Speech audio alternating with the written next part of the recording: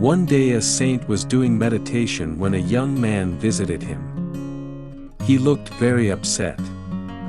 Saint asked him the reason. The young man said that his father has died and could not get out of the sorrow. But he wants to perform the best afterlife rituals for his father, so that his father's soul would go to heaven irrespective of what his father has done in his life, either good or bad. So I came to you with the request, please do the afterlife rituals for my father, so that his soul will gain entry to heaven and resides there. Saint said, okay, bring 2 earthen pots, some pebbles, and butter to fill the pots. A young man thinking that these items are for last rituals went to the market and bought them. Saint said, fill 1 pot with pebbles and 1 pot with butter and seal them. And then go and drop both the pots at the nearby pond. The young man did so and both the pots sank to the bottom.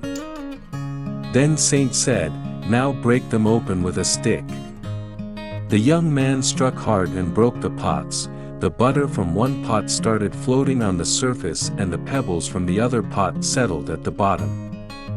Then Saint said, well, I have done this much, now call all your priests and ask them to pray, so that butter will sink and pebbles will start floating on the surface.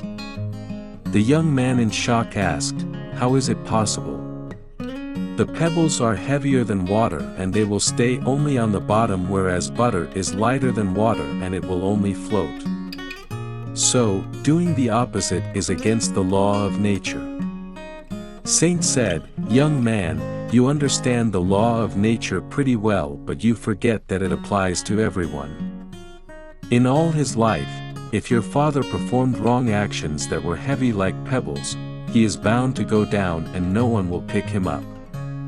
If he performed the right actions that were lighter like butter, he is bound to go up and no one can push him down.